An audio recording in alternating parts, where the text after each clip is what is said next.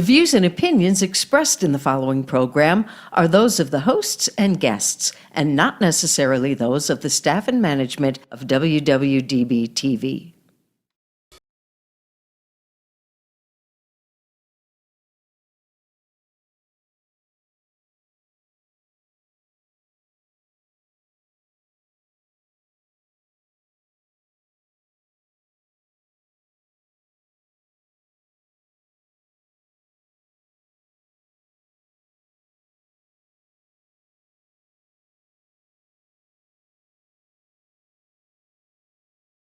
Knickmeyer, former Clark County Marshal, discussing corruption in the Clark County court system.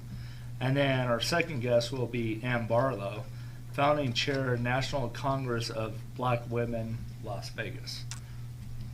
So it should be a very exciting show. I don't actually have any rants today, other than I just would like to say thoughts and prayers out to Steve and his family at this time. No, I lost my father at 28, so I understand it's a tough time to lose your dad. I do believe that Christine does have a small rant. I do. I want to take a moment of silence for all the victims in the Florida shooting. 17 young people lost their lives, and I'd like to take the opportunity to take a moment of silence for that. And then I know, Jim, you want to bring on the guest right away? Yes, please. So our first guest is going to be Thomas James Knickmeyer, former Clark County Marshal, discussing corruption in the Clark County court system. Thomas, thank you very much for coming on. Hi, how are you today? I'm doing good. Thanks for having me. Could you just give the listeners a brief bio about yourself? Well, I spent 20 years at the Clark County courts, starting in justice court at the very beginning of my career in traffic court, working my way up to district court bailiff position, Department 14, for 18 years for one sitting judge. Numerous training, Cat 1 certified. That's basically about it. I have been married for 28 years. Going on 28 years, I'm sorry. And have some kids, some grandkids. Right now I'm retired basically. And just trying to make ends meet, just living day to day. So, Thomas, as a former marshal, can you just briefly describe some of the corruption that you're talking about, or just maybe even however you want to day-to-day corruption's process? a pretty serious word. Yeah, it is. I wouldn't necessarily use that word. That's someone else's word. Yeah. Mismanagement, Okay. lack of professionalism. There's a whole litany of things I can say that they're not pleasant, that goes on behind the scenes, but most of my experiences with the courts have been positive ones. Yeah. I spent some time actually helping people. Let's see the satisfaction I got out of it. But some of the things that I've seen with court administration, I really don't have nothing bad to say about any of the judges. But the court administration is, they violate employees' due process rights, and there's a myriad of ways that they have done that to me. They've done that to the two other officers that I know of. One who helped us form the union. In my time there, I tried to get better wages and better basically collective bargaining for the marshals. Yeah. And we were at that point, and there was a few senior bailiffs who we formed an association, and we started getting places. We had the union behind us, the big what do they call it, CIA, not CIA, CIO, whatever it's called, Teamsters Union. I forget the alphabet. And it was during the election season, election cycle, county commissioners. They're all, very obliging around election time. And we were making a push to get some collective bargaining and have rights under 289, which is in the NRS. And it's the Peace Officers' Bill of Rights. And we were able to negotiate an MOU with the county, which gives us certain rights that all the rights of peace officers to get in every other jurisdiction in this state other than Clark County, or I should say Clark County courts, including Justice Court. Go on and on, but they turn around, they give you the rights, and then when you use the rights, according to 289, as far as disciplinary matters, and they know they're wrong, but they make you go through the whole process, which is about 5 years now for me. No. And at the very end, they say, well, you're not entitled to 289 because district court is not a police agency, per se, even though we have to meet all the standards of a regular street cop. So would you say it's not necessarily corruption? It's just not understanding how the system works, or should work. Well, when I can go into so many instances, but I just don't know where to start. I can only speak for, or I only want to speak on what has transpired with me. Well, Right. what do you think is one major thing that has transpired for you where you see this?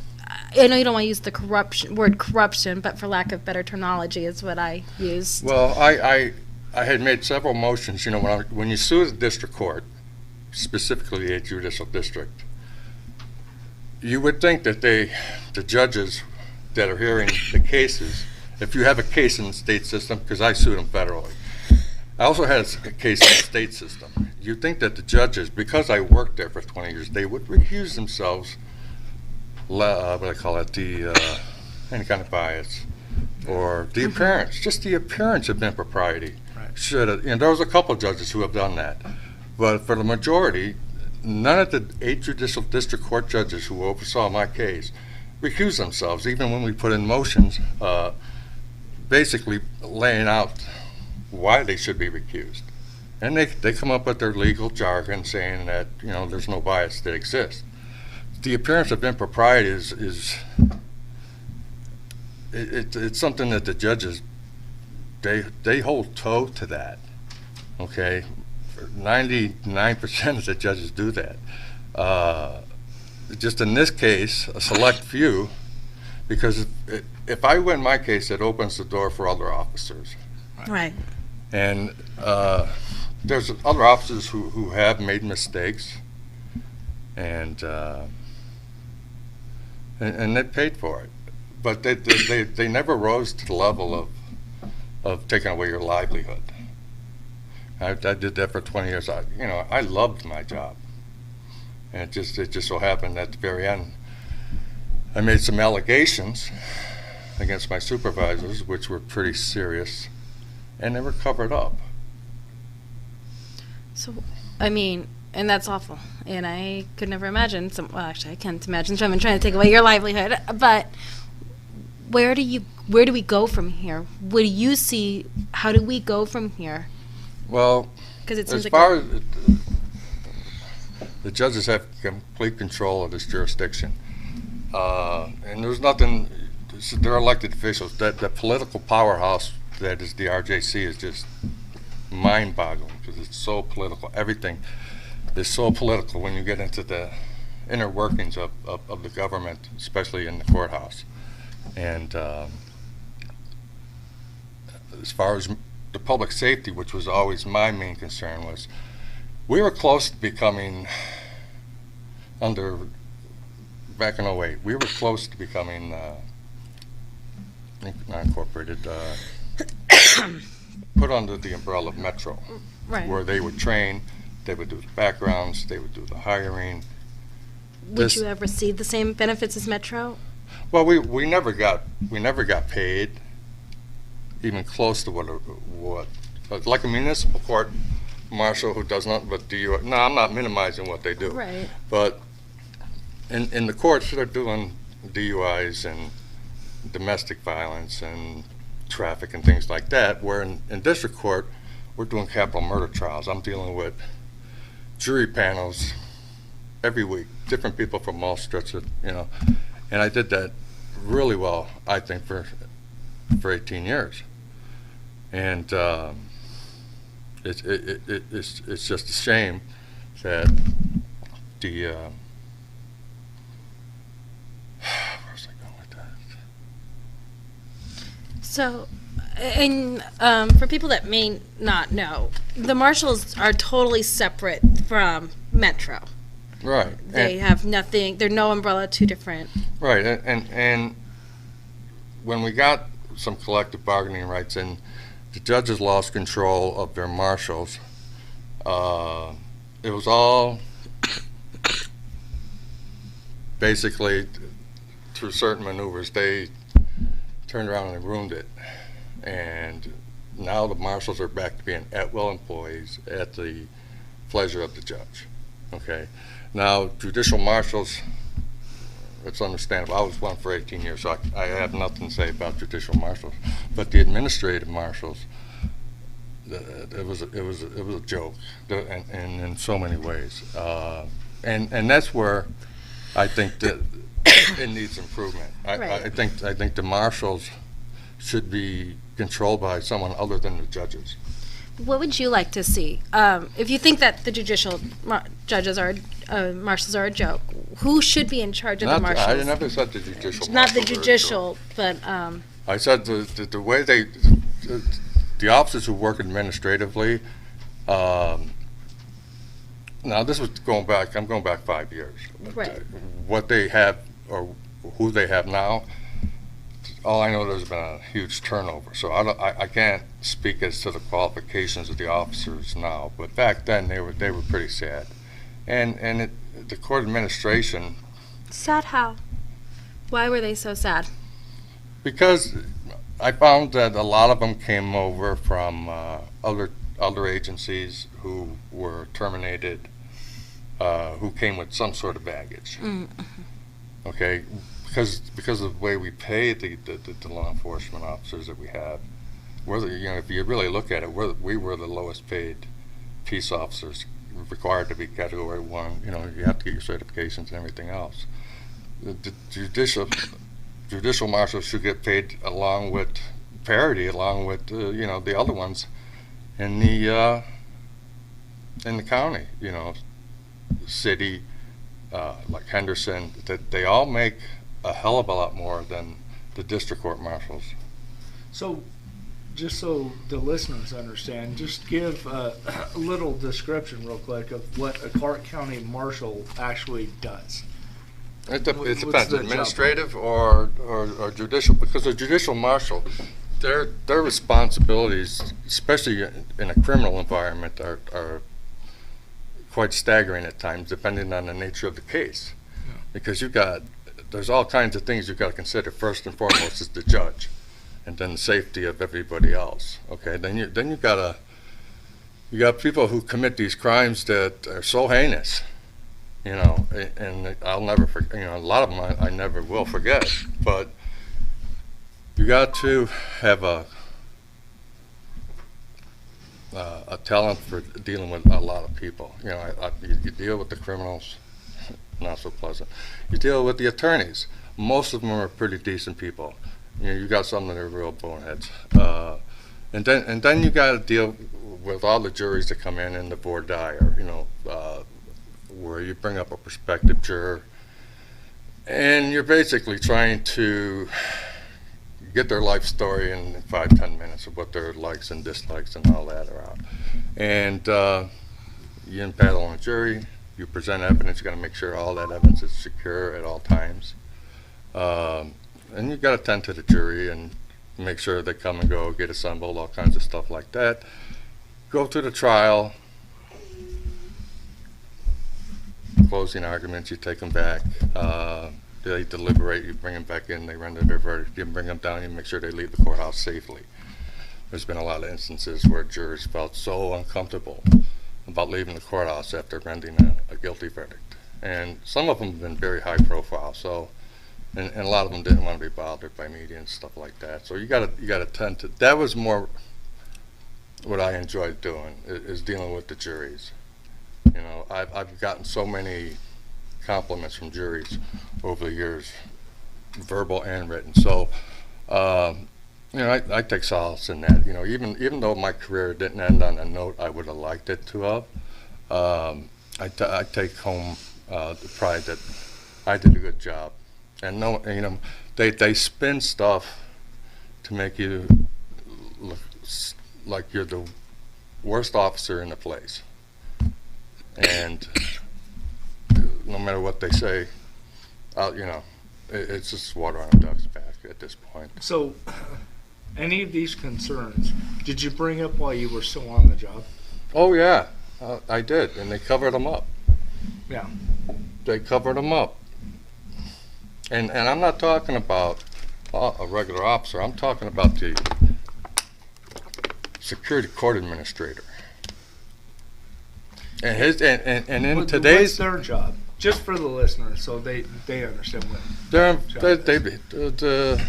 the lieutenant, he's in charge of day-to-day operations of the RJC.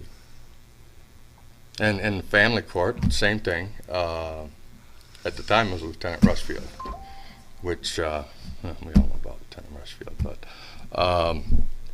yeah, he would make assignments. You know, officers in judicial departments who are off or on vacation, sick, what have you, he would determine, or he would assign the officers to cover those courtrooms. He'd make sure the scanner was up and operating, and administrative duties. That's what he did. That's what he did. Yeah. So if you were to, if there was a younger person that came in and actually wanted to do the job that you had, what advice would you give them? Well, I was told one thing when I first got started by a young lady in justice court who was my boss at the time. She says, if you want to last with the county, there's three things you have to remember. You see no evil, you hear no evil, you see no. Because basically, you see nothing, you say nothing, you hear nothing. As long as you can do that, you'll be working with the county for a very long time. So I took that to heat for a very long time. And then at the end, when I saw what was transpiring, especially down at family court, the out of control marshals and the supervisions and what they were doing and covering it up. I mean, there was grand jury testimony given. Certain officers, in my opinion, broke the law. Oppression under the color of law is a federal offense, and why he wasn't charged with it, I don't know. I have my ideas, but I'll keep those to myself. But while he is state employed, considering the allegations, and other, like the one officer who he became a lieutenant down at the RJC, but he was very instrumental in getting the union up and running.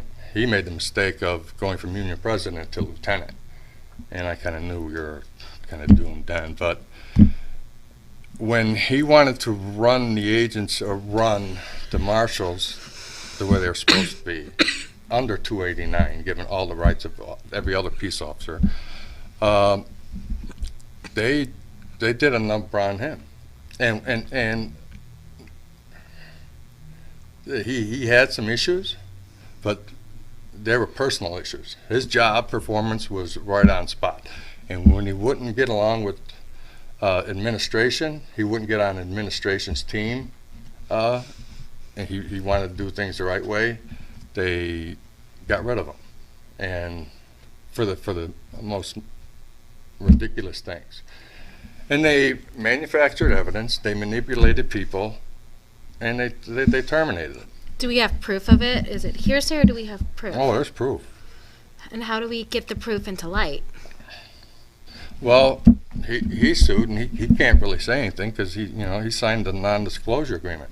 Like a lot of the people who were victimized down at family court, they were paid out, but they also were.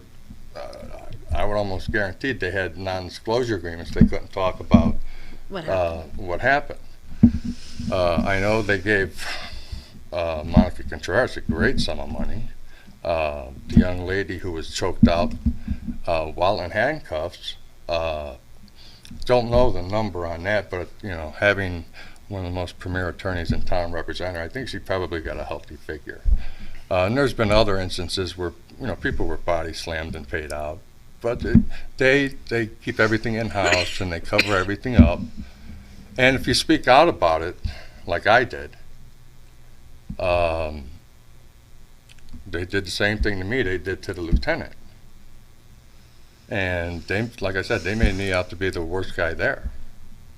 After 20 years, and they basically said the reason I was terminated was because I rescanned a female patron's customer, I call them, her purse twice.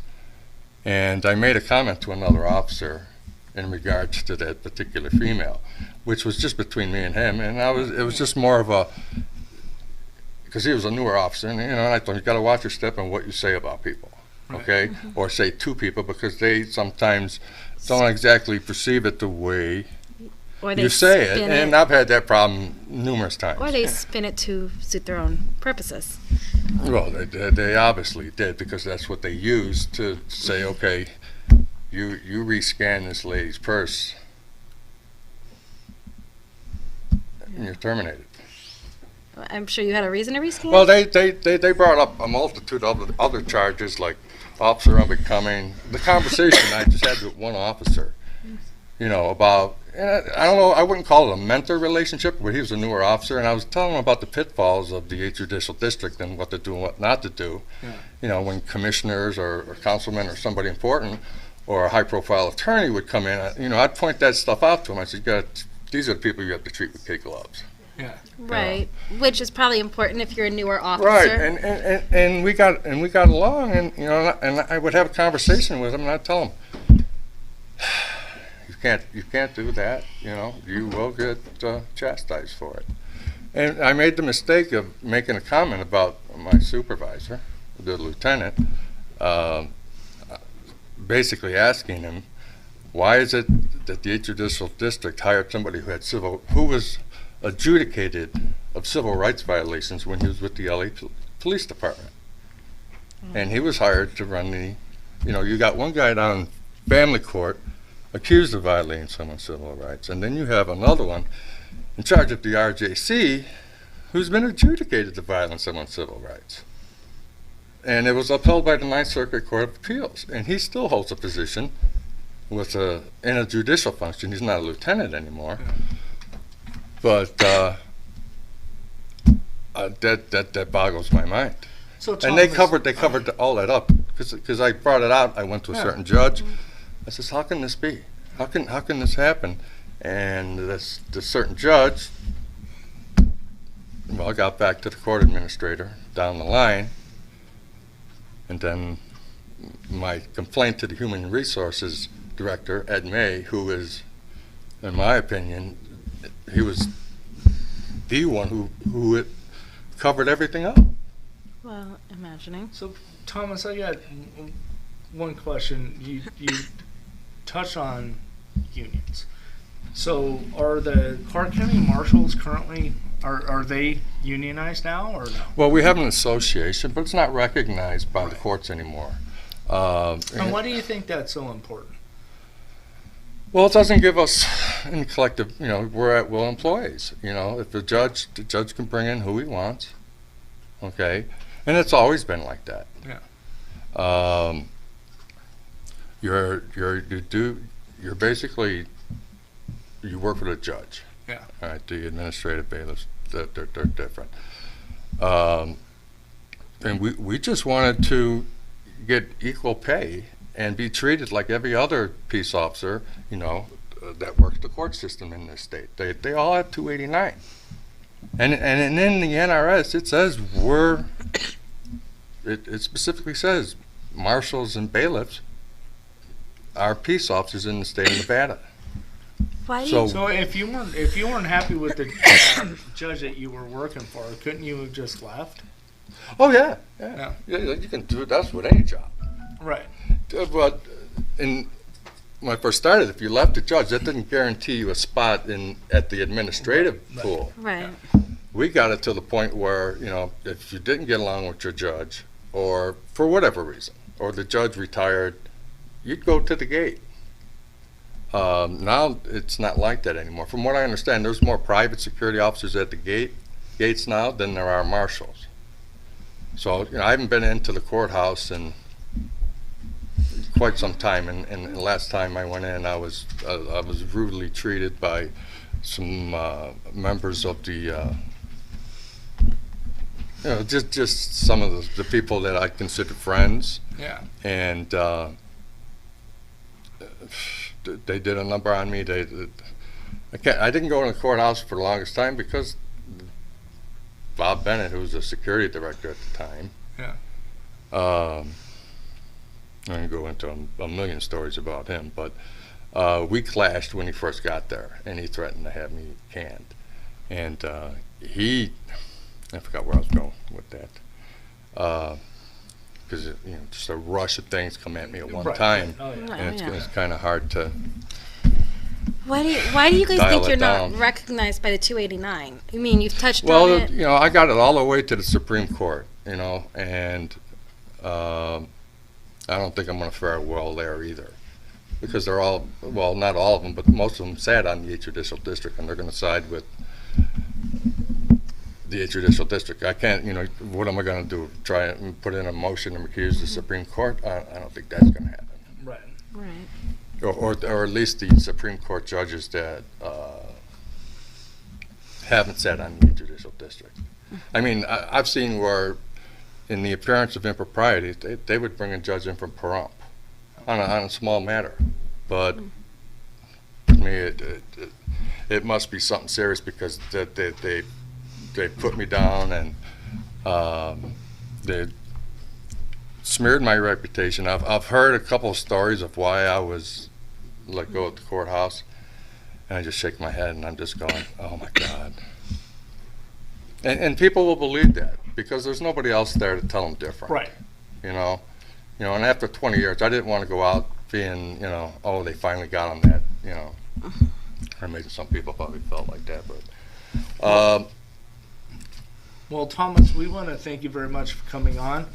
I know you were expecting Steve to be here today. Unfortunately, he did. yeah, have a I family totally emergency. understand, and a lot of the subject matter that I wanted to delve into, He knows more about than we do. I feel more, like I said earlier, Yeah. more comfortable Yeah. discussing it with him, because he kind of knows some of the same people I do. Yeah. And I'm talking in generalities. I don't want to offend anybody. No, that's That's fine. not my purpose for No, being that's on this okay. show. No, I understand that. And if I got sidetracked and lost track of the conversations, I apologize. No. That No, happens you're to me. fine. That happens to me from time to time, especially when I'm nervous. Yeah. And obviously, speaking about some of this stuff is nervous. It makes me nervous. So I apologize for that. No, you're you're fine. absolutely fine. So, actually, before we let you go, can you do me a favor? Can you look in the camera and just tell the viewers and the listeners, just if you have any point of contact or anything you want to get What out you there wanna to leave. the listeners, just go ahead and look in the camera and say it. I believe what Steve Sanson is doing is a good thing. There's a lot of people in the judicial system that dislike him because he rattles their cages, and I think that's a good thing. They need their cages rattled a little bit more. The way the courts are run, it's the only system you got. So you got to do the best of what you have. And if the Department of Justice ever decides to really look into the matter, I'm sure some people would be put in their place. If not, then, you know, it's just one of those things. And it happens everywhere, not just here in Las Vegas. Well, we want to thank you very much. Make sure I got this straight. So it's Thomas James Knickmeyer. Did I say Right, that right? correct, yes. Former Clark County Marshal. And we want to thank you very much for coming on. Okay, I wish thank you you. the And best of luck. you have a wonderful afternoon. You do the same. Thank you.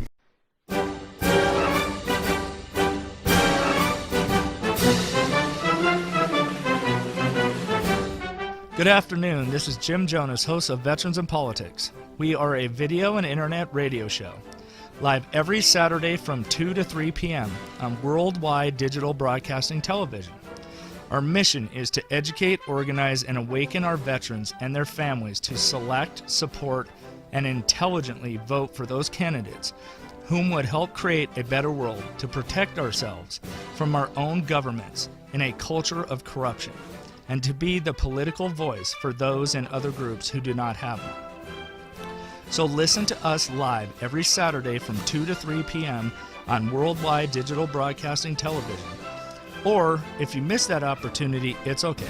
You can listen and watch our archive broadcast by going to www.www.dbtv.com, or simply Google Veterans in Politics and it will link you right over.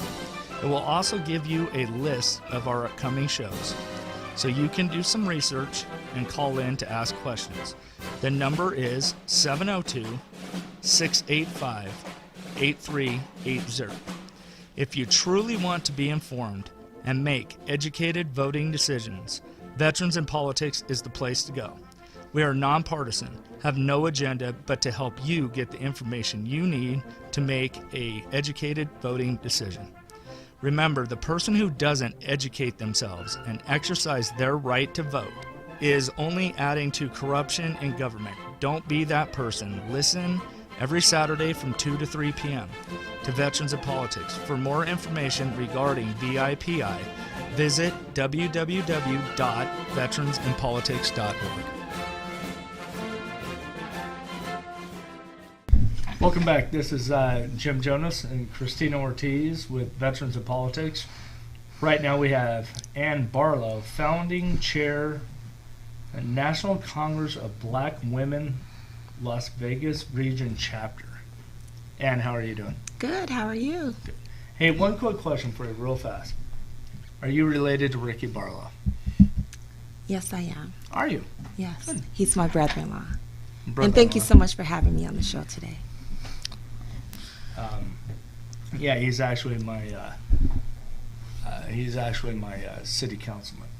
Oh, wonderful. So, Ann, tell the listeners a brief bio about yourself. About myself? Yeah. Well, as it pertains to the National Congress of Black Women, I am the founding chair and president for this chapter here in Las Vegas. I'm also a publicist, and I'm a mother. I tell people I'm the 7 and 7, and what that means is I'm a mother of 7 children and grandmother of 7 grandchildren. Oh, congratulations. Thank you. Thank you so Awesome. much. So why find this this committee? What do you guys do? What is the importance of this committee right now? Okay.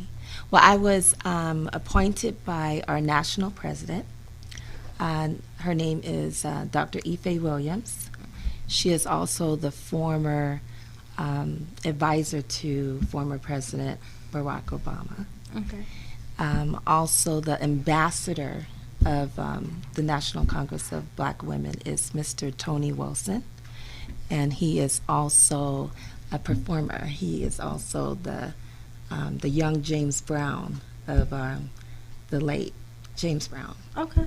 Yes, and so in terms of the cause, each chapter basically have their own cause that they support. Nationally, the National Congress of Black Women support many causes that pertains to women rights, equal rights for all. So don't let the name fool you. It's not a black organization. It is an organization for all genders and all nationalities and all walks of life. What is your guys' main cause here in this chapter in Las Vegas? Okay. Well, we recently, we are, just so to be clear, we are a chapter in formation. We just launched January 4th that we will, be organizing our chapter. And some of the causes that we will be supporting includes youth program initiatives involving college for kids, college for teens, financial literacy, as well as mentoring and tutoring for our young scholars, as well as women's entrepreneurship programs that will aid in assisting new startups for women that are interested in starting that entrepreneur career. What do you like? He's gonna cut me off. I'm going to interrupt real quick. He will. So if it's National Congress of Black Women, and you say it's not about black, then why do you say black women? Well, I'm not the founder. However, Shirley Chisholm is the founder, and she was, in fact, the first black woman to be elected into Congress and the first black woman to run for president. And so I'm not quite sure why they chose that name at the time, because it was founded in 1984. But just doing the research, I believe during that time, blacks had very few rights, and we're still fighting for rights today. And during that time, with her being the first black woman, I guess she was just inspired, by that name. Black women do run the organization, but in terms of members and in terms of supporters, it's available to all. Right. It's kind of like there's several organizations out there. Like I remember, I'll give you a perfect example: Veterans in Politics. Right. Right. Like I'm not a veteran. Right. But I'm a part of Veterans in Politics, so I'm on the auxiliary board, even though I'm not a veteran. Correct. So I do understand that. Yes, absolutely. And just like, if you look at the history of the NAACP, it wasn't founded by a black person. Yeah. So. So you said it's not an actual chapter yet? We're in formation. We're in in organizing mode. So we're still seeking board of directors, board of advisors. We're still organizing all the aspects, of our support, so we can be fully running to be able to, be totally active in the community. What's your ultimate goal with this organization? And before you answer that, I just wanted to say something that maybe I shouldn't say, but I mean. Jim, Steve's not here, so go for well, it. no, it doesn't matter. Steve's known me for years, and that's Right. one of the reasons why I'm on the show. Okay. One of the things that, and I brought up the black woman thing. Yes. More just because I find it interesting that the majority of black women that I know have actually done a lot more to raise. They basically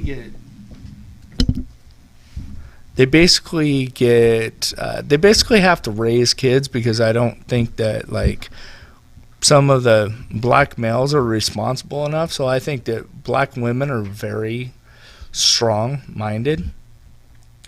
So what for black women, a woman leading an organization or being involved in an organization, what can you do to influence the black male youth to be more responsible?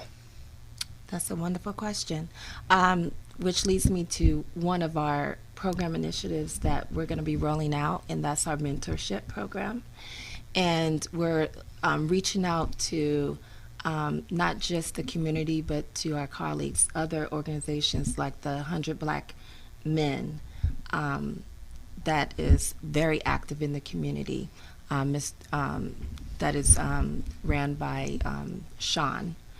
I don't know if you're familiar with him, but the national, he is not the founder, he is the president of the 100 Black Men, and he has an excellent mentoring program that has been very effective. So we're not about reinventing the wheel, but we're about connecting to those organizations and programs that have been successful and effective in the community. So that's one of the resources that we're going to be connecting with in order to help, the young Black men that are without fathers or Right. that are without that male support, to help them to be better men in society.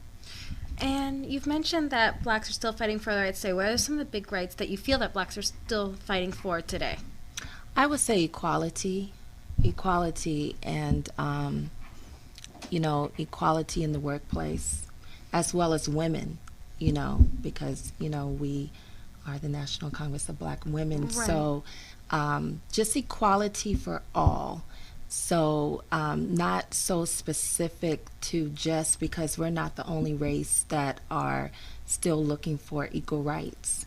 Our national president, Dr. Ife Williams, is one of the lead spokespersons for the Equal Rights Amendment. So that's why I made very clear that, this is not just an organization that is about Black Lives Matter. Right. We're not Right. about that. We're about supporting the causes and making sure we have a voice. We are an activist organization, so we want to make sure that we have a voice in the community, and that when we become aware of certain, concerns in our community, the Las Vegas community, then, if it's a possible way that we can support the cause, then we're in. Are there any concerns right now that are focused on in the Las Vegas community that your organization is focused or has heard of? None have been brought to my attention at this time. So I'm going to ask kind of another loaded question on this one. One of the things that frustrates me, just honestly as a white male, is what I call white apologists. Okay. And so what I mean by that is Nancy Pelosi, Schumer, white people in power that tend to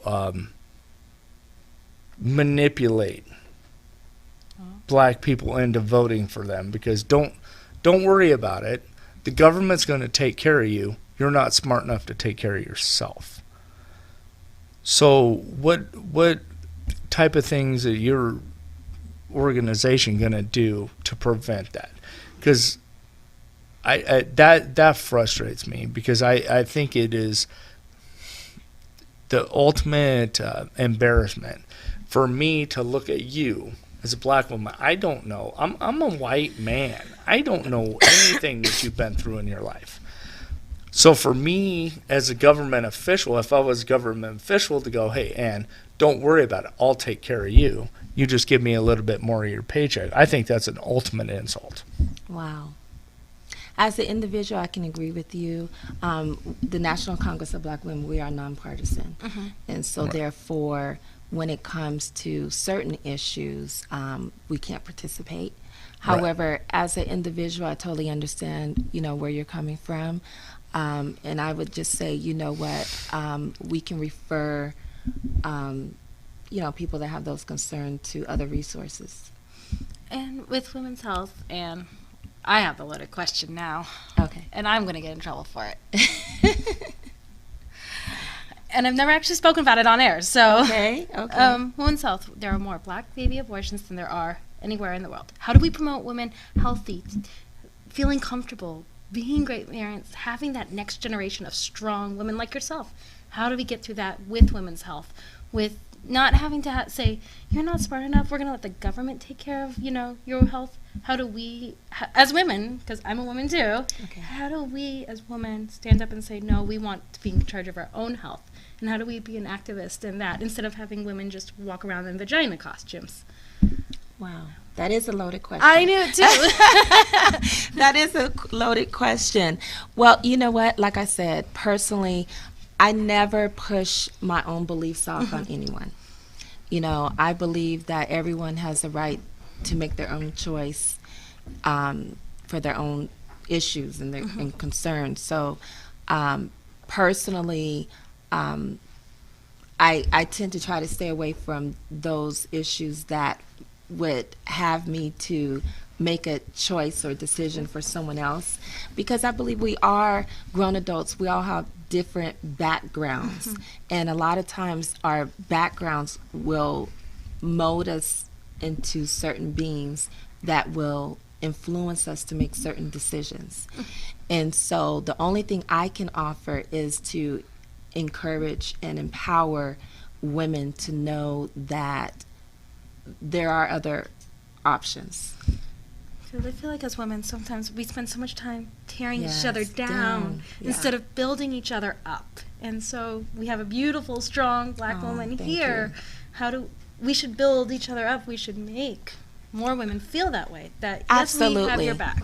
Absolutely. I definitely agree in positivity, uplifting, encouraging, empowering. I believe in all of that.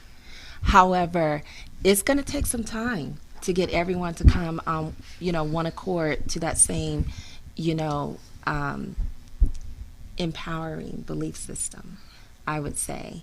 And, I say it starts with me. Michael Jackson said, I'm starting with the man in the mirror. Yeah. And so I'm starting with me. If all I can do is try to set a positive example that others can follow, and so that's what I'm willing to do, and that's what I am doing, and that's what I will continue to do regardless of what everyone else might do. Well, and one thing I really want to make this clear is that as a registered Republican, a lot of people get, and I say this all the time, I think that Bill Clinton actually made one of the best statements ever when he goes, there's no way that we are going to heal cultural divides, racial divides in this country until we actually sit down and have a real conversation. Yes. And the fact that you were so nice to come on the show, And put up with both of us. yeah, and have a real conversation, because I'll give you an example. Yes. So when I first came on the show, it was 2007. I was running for the state assembly. Okay. So I had all my notes prepared, everything about the Veterans Hospital, and I had everything down about veterans issues. I came in, and Steve didn't ask me one question about veterans issues. All we talked about is, okay, so you're white, you're a Republican, so why should people vote for you? And I was just completely caught off guard by it. Wow. So sometimes when you come on these shows, it's like you don't know the questions are going to be asked. Right. But it's so nice of you to come on. But before we let you go, though, Sure. want to make sure that you were you You are came amazing. on. Oh, thank you. So I want to make sure that we have about a minute left. Can you look into the camera and just explain to the listeners and the viewers exactly what the National Congress of Black Women Las Vegas Region Chapter is, and specifically what you need the listeners to do to get involved with your organization? Thank you. The National Congress of Black Women Las Vegas Region Chapter. We're here in the Las Vegas community as of January 4th. We are a chapter in formation. We are looking for the support of our community, our constituents, our colleagues, everyone that can participate in the program initiatives that we will be rolling out, that will include supporting our youth, our next generation. That's one of our biggest compassions is our youth. And so we will definitely need your support in mentorship and our mentorship programs, as well as our entrepreneur programs for women, empowering women in entrepreneurship and so forth. We just really are looking for your support. You can reach us by logging on to our national headquarters website, which is nationalcongressbw.org, nationalcongressbw.org, and you can email us at nationalcongressbwlv@gmail.com. Well, Ann, I want to thank you very much for coming on. Thank you. Thank you so much for having me. It was a pleasure talking to you. Thank you so much. And good Likewise. luck Thank you so so much. much with your organization. We wish you nothing but the best. Thank you so much. So before we leave the broadcast, I want to thank Thomas James Knickmeyer, former Clark County Marshal, discussing discussing corruption in the Clark County court system. I want to also thank Ann Barlow, founding chair, National Congress of Black Women, Las Vegas. And just since I talked too much during Ann's interview, I just want to make sure that one of the things I read out to you is the goal of that organization is empower women of all nationalities by providing equal platforms to tell their stories, share their knowledge, encourage women's networks, improve women's health, entrepreneurship, technology, voter registration, and running for elected offices. We work with many organizations that represent varying ethnic backgrounds, and I wanted to make sure I got that out because I really want to thank Ann very much for coming on. Oh, thank you so much. It's a pleasure to be here. Thank you. I appreciate your support. Absolutely. Thank you. Well, this is another episode of Veterans in Politics with Jim Jonas and Christina Ortiz. Until next week.